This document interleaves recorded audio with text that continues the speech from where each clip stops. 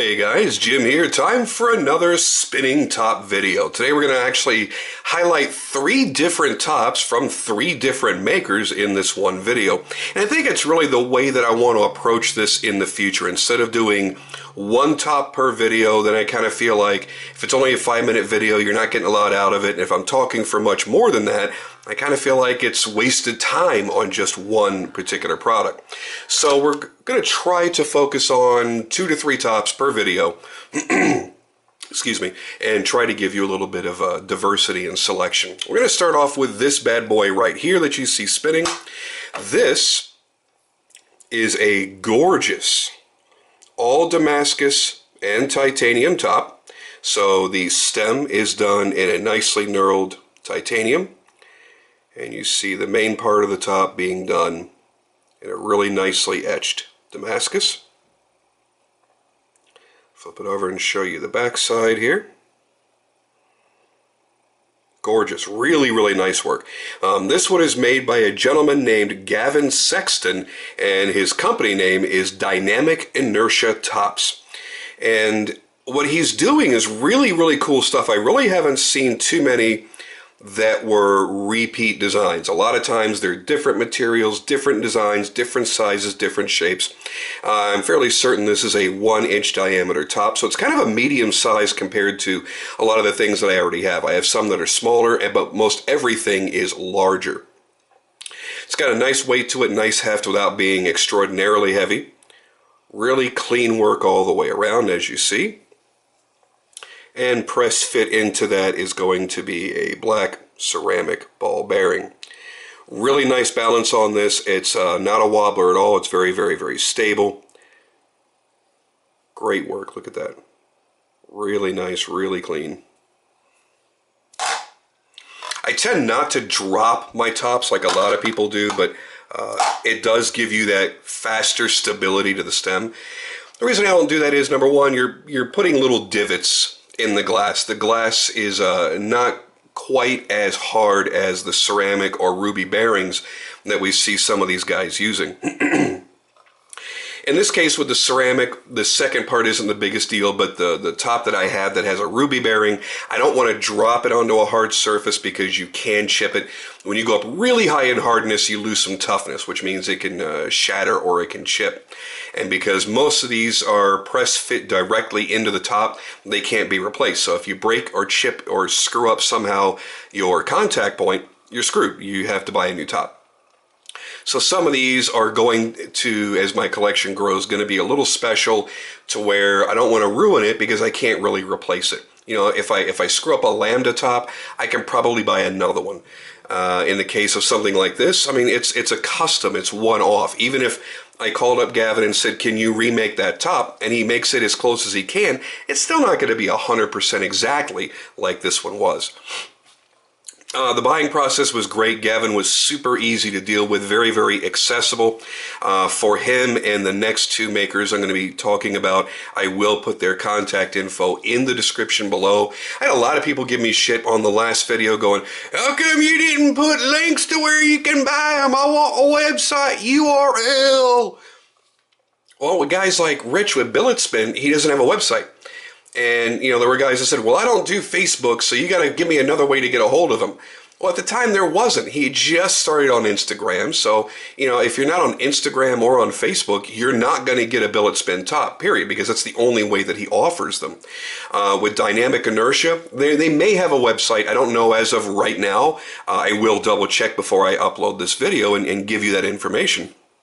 But, you know, the way I got a hold of him was through Instagram. And he's got a lot of cool shit there. You should definitely check out what he does, because he does like to work with exotic materials and have fun with it. So if you're looking for something wild, something different, and to be honest with you, not too terribly expensive, he's a really great option. He's a young guy. He's got a lot of energy. He's excited about this stuff, and he wants you to be happy. There are a lot of great makers that'll make a Damascus top for you just like this, that'll probably run you $200 to $250, and this is going to cost you a lot less than that. I've seen some pretty exotic stuff coming out of him for half the price of what some other, you know, prestigious top makers would charge you. And that may just be because he's one of the newer kids on the block and he feels like he has to earn his way up to those price points. I don't know. I have no idea why he's priced so affordably as compared to the others. Now again, you know, still spending $65, $85, $100, $125, $150 on a spinning top is a lot of money. I'm not going to downplay that at all. It really is.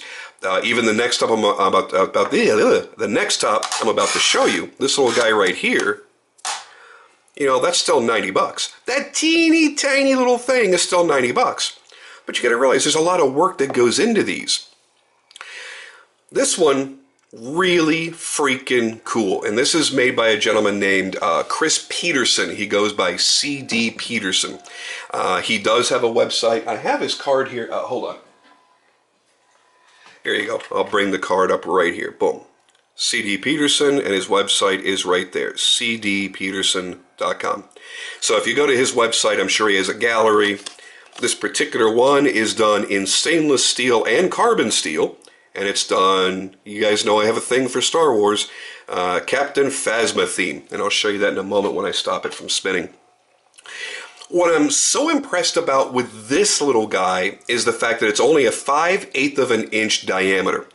And the only other top I've had around that size, I have a really hard time spinning. Like every time, oh, not every time, but 80% of the time I go to spin it, I'll end up just going, you know, just go crazy and be flip-flopping around on the mirror and shit, and I got to stop it and get it upright to spin it.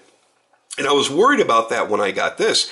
And this shows you the good customer service that he has. He says, I tell you what, I'm going to shoot 2 little quick videos with my phone. I'll send them to you, show you how I launched this particular top. And if you think it'll work for you, we'll go for it. If not, you know what, I'm going to be making other stuff in the future, and I'm sure you'll find something that you like. No high-pressure sales, but really helped me out by showing me, hey, it's not really going to be that bad. And I'll be honest with you, when I got it, I was very surprised. It's because of the stippling or knurling that he's doing on that little tiny stem that gives me just enough grip where I can let it rip. And yes, I realize that rhymed. So as you see, it centers very quickly, it balances very quickly, and it's very, very stable. It's still walking, still dancing just a little bit, but I'm also not on an even surface. No matter what I do, I can't get my photo table to be a perfectly level here in my, my home office. So this is about as good as the videos are going to get. And before I get asked, the mirror that I'm using here, it's not a spin station or anything fancy like that. I went to Lowe's, and when I was in Lowe's, I saw a bunch of these makeup mirrors, you know, that sit on these big tall stands that you put on your bathroom counter. And I went, you know what, that's a nice big disc, a nice big concave mirror, bigger than the ones that I have, so that's going to be great. My biggest is a 5-inch. I think this might be a 6-inch disc, if I'm not mistaken. Regardless, it was bigger than what I had. So yeah, I spent 20 bucks on this thing and threw 2/3 of it in the trash can when I got home, when I disassembled it, which my wife just scratched her head and walked away. But I wanted to have something that was a little bit more presentable for the videos here. And it certainly beats all those people that come out here on YouTube and throw a plate upside down and throw this on the backside of a plate. It just looks shitty. So there you go. As you see, it's perfectly stable right now. Nice and fast spin. But let's give you an idea of what's going on with the theme. So you've got this very, very dark gunmetal gray, stripe of red, and then the brighter silver in the steel. So this is the Captain Phasma theme. I mean, I guess to be a little bit more accurate, he could have mirror polished the bright steel, but I'm sure that would be rather difficult to do on an object this tiny. There is the stippling that you see there on the stem, and that really is the magic factor that allows you to spin this so effortlessly. And I'm still working on my technique. On a top this tiny, I don't mind dropping it, but I guess, let me try it. Yeah, see, there you go. Even perfectly stable there without losing contact with the spinning surface. Really a badass little top and a great buying experience. I feel the price was great for what I got. I forget if it was either 80 or 90, but I believe it was 90 bucks. I think having a nice one-off, something special, something that the theme speaks to me as an individual, makes it worth it for me. In a couple of weeks, it's already been shipped, but it's going to take a while to get here. In a couple of weeks, you'll see the one that Ben Tan made for me. And I'm not going to give anything away, but I kind of challenged him to do something he had never done before, and it worked, and it came out really, really awesome, and I can't wait to show you that. So probably the next video that you see will have that. Just a sneak peek. It's a beautiful top with tritium tubes built into it, so when you kill the lights, you have that ring of light that's going to be moving around the mirror. Pretty damn cool. I mean, if you're going to do stuff like this, why not make it special? Why not make it cool? Because in the end, you know, we're satisfying our inner child, and our inner child loves shit that glows in the dark. And by the way, Chris himself does a lot of stuff that glows in the dark. He doesn't do tritium, but he does work with moon glow sections built into his tops. And that was initially what had attracted me to his work when I saw him on Instagram. And it's, I think it's at C_D Peterson. Is his Instagram name. Again, it'll be in the description. And when you look through his Instagram account, you'll see a lot of stuff that glows. And sometimes he'll just do the glow on the bottom where you can charge it up, and when you're spinning it, you only see the glow off the reflection. Sometimes the glow will be on the top portion of the ring. I mean, it doesn't really matter where he puts it. It's cool. It's fun. And this little guy, this is actually a lot of fun to spin. I've gotten on average about 4 to 5 minutes out of it. I may be able to get a little bit more out of it with some practice. But as you see, it's a very, very stable top for something so teeny tiny, little baby top. Very slick and very cool. Now, last but not least, we're going to go back to my buddy Rich Stadler. And on my introduction video to tops that I put up, which now in 10 days has surpassed 100,000 views, which blows my mind, and I have to thank you guys ever so much for that. I introduced you guys to Rich Stadler and Billet Spin tops. This top had not yet arrived. This one is called the Tinker, and that was named by members of his Facebook group because it reminded them of looking at a Tinker toy. For those of you under 30, you might have to Google what Tinker toy is. Anyway, this is actually a pretty cool top because it's extremely heavy. This is my longest spinner by far. And what it's made out of, it looks like it's copper, and it is, but it's not. Ha! What is it? It's an alloy. It is actually tungsten and copper built into the ring, and then the stem is done in stainless steel. So you've got a lot of weight. Once you get it going, it just wants to keep spinning and spinning and spinning. As with all of Rich's tops, there is an insane amount of detail in that stem. And also really a good amount of detail here in the main top itself. Really, I think they're beautifully done. I know my white balance is kind of getting all goofy here, and you're seeing a lot of cyan. It should rebalance here in a second. But unfortunately, that's the way I have to deal with my lighting situation here. It's really hard to light this area with a mirror because it screws with the camera settings really, really badly. So I'm going to lose my flesh tones here, and my skin's going to turn kind of green.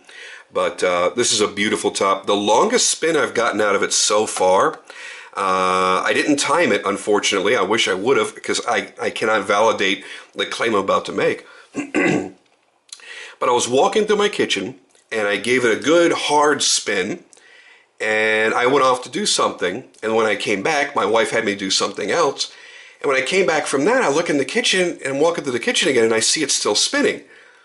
I'm like, no fucking way. So I asked her, I said, did you spin my top? Because it's still spinning, and I can't imagine it's going that long. She's like, no, I haven't been up off the couch, I haven't touched it.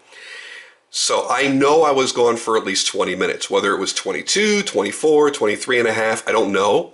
But over 20 minutes I've gotten out of that top twice. Very, very cool. Let's get rid of the little guy here. Now, the only thing I don't like about this top, and there's something about it, while it may be a long spinner, it is really hard to get that perfect spin where it's not walking and swaying around.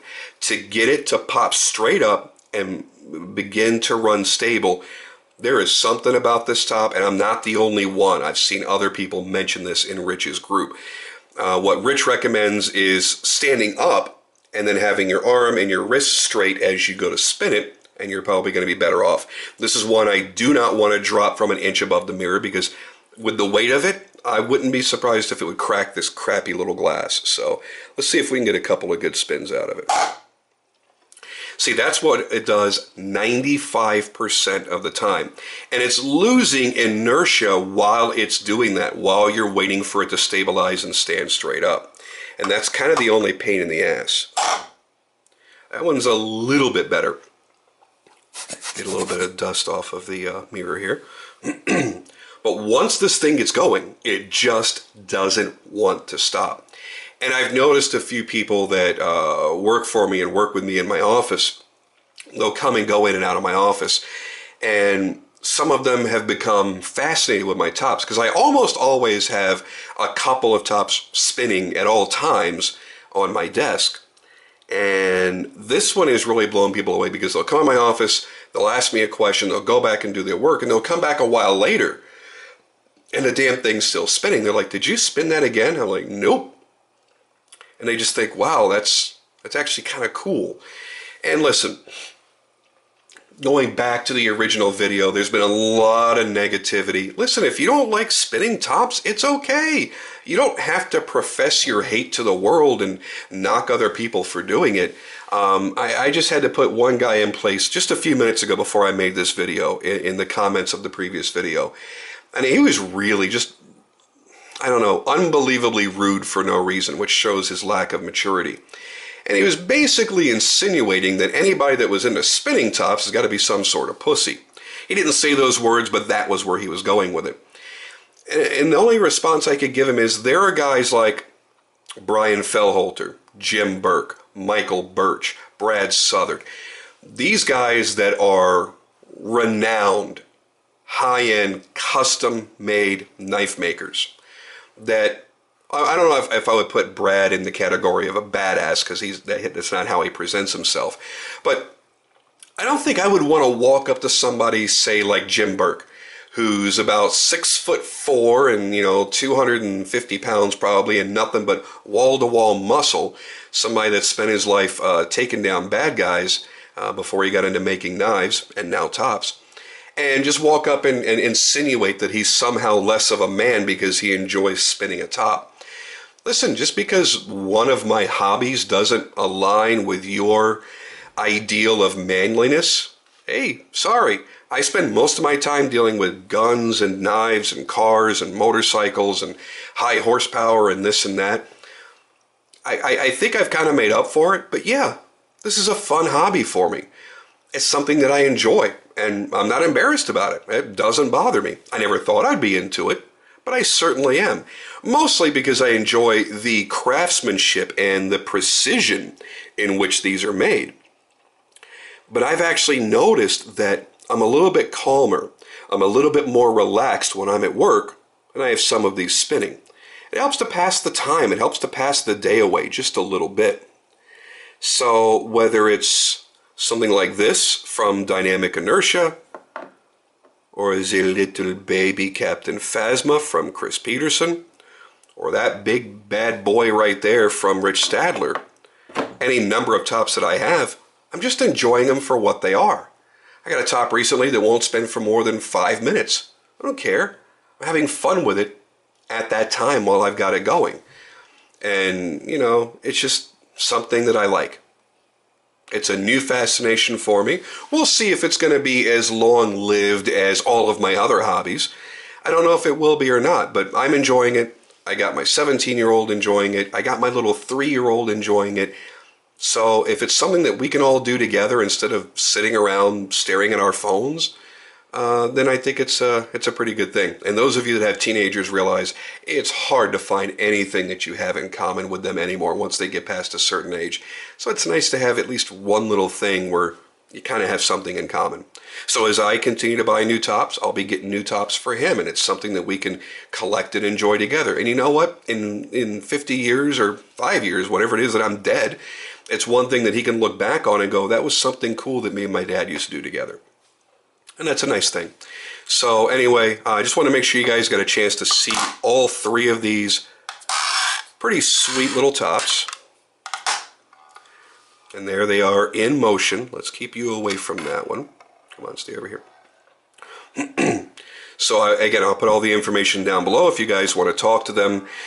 The hard part about Rich Stadler's stuff is he does a run of a particular model and it sells out immediately and he never makes it again.